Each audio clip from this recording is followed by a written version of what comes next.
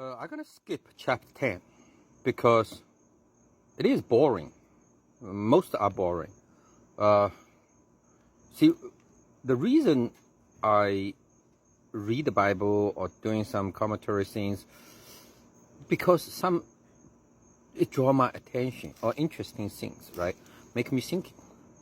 But in chapter 10, just like basically just the family tree, and Noah's son, they have all the descendants. Then after all of them just spreading everywhere, eventually just like a mix together. We can't really separate between each other. Also, only thing I'm trying to find in the chapter 10 is Ham, his son Canaan. Canaan's descendant. Right here, like a Canaan, he do have a couple kids, like a Sidon and Hittites, but he has a couple more, yeah. But the point is, like, I checked the map. People did the research about this. Check the map.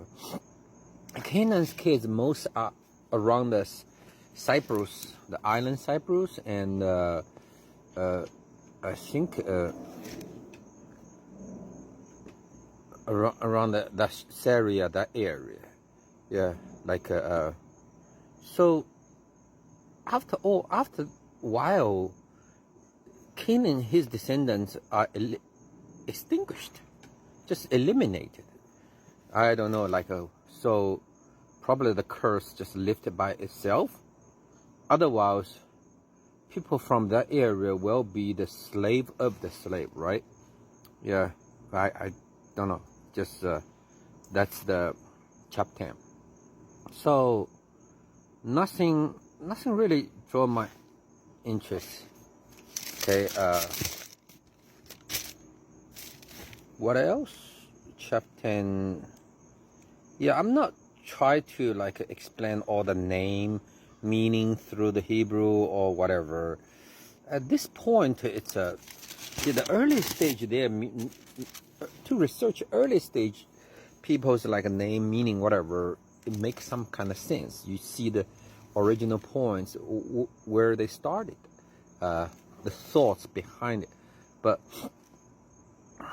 from now on, you just do whatever you want. You can name it Jangdo, Jendo, or just name. So chapter 10 really, I'm not really interested. Even there is some called like a Cush, some like a hero, and just people in the history, kind of little fish jump out of the water.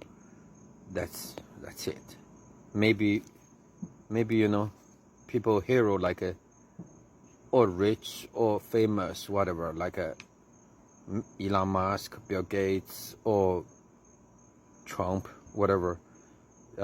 Famous for a while, famous for a long time, famous for a short period, but nothing really interests me about the final question is, because what's the purpose of eternal life? Do we need eternal life? What's the usage of eternal life? I'm looking for forever life. Can we get a forever life? No. So all those names meaningless to me. Okay.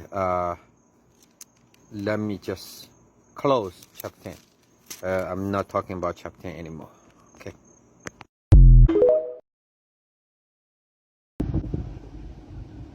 Chapter 10, hypothesis and the conclusion. From the hypothesis, I think chapter 10 may wrote by human and wrote by those people, those maybe people try to prove they are legit. They are the descendant of the Noah. So they use such big chapter to put it in there as a reference. Does God need write such long chapter to support Noah, to give Noah's children a legit, a kind of like a family tree, a reference? No, God doesn't give a damn about it. God only say a couple words, that's it. He doesn't need to spend that long breeze to write someone's son, whatever, to show, okay, Noah is the father of all human being, or most of a human being. He doesn't need to tell, oh, all of the people came from Noah. No, he doesn't need to. It's because these kind of reference, this kind of support material, only for human, only for someone will benefit from these. So I don't think God will write this chapter. But they say, okay, that's a church say, they say all Bible from God's breeze. Then another word is the original Bible, we believe is no fault. So which indicates they do admit there is a fault in the Bible. Also, they don't have the confidence to say, no, right now, one word, one period, one punctual, nothing wrong. No, they don't. They don't have the confidence. Secondly, even the Bible is God's breeze, right? Through human to write. But you know what? Can I catch my breeze?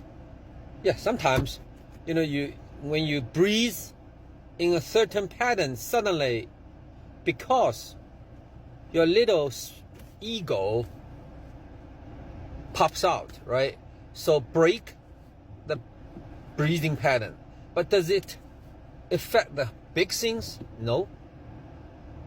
Because why? Because God doesn't really care about these parts. So that's my hypothesis and the conclusion. Chapter 10, another reason I don't want to keep going is, if you keep going, you're definitely going to involve with what? One is a racial issue. Well, people say, okay, the white, black, Asian came from all those branches. Then you know what? Those people live by the Africa. They are the descendant of a Ham, right? So they start to say, oh, they because the curse, whatever, something they find the theology base to support them. Or they should have said, oh, let's involve with what? The incest. Why? Because there's no way to populate that many men, that many human beings through just 8 people. If everyone mate with a wife, the wife has the capacity to breed those kids, unless they can breed like rabbits, right? But that time, definitely a lot of incest. Brother mating with sisters, yeah, it happens. Brother mating with or mating with cousins, mating with aunt, niece, whatever. As long as male and a female, they just mating, try to populate. That's the Asian time people. That's the reality. So if keep going, keep digging the chapter 10, definitely a lot of incest, a lot of ugly things, and but my question is, why Asian time not many retarded or idiots through the gene defects? Actually, they didn't write, doesn't mean they don't have it. Possible is one, those retarded or gene defects became the slave, became the lowest slave, or they just throw into let the nature take care. Anyway, I just finished here with the chapter 10. Okay, I'm ready to go to the Tower of Babel.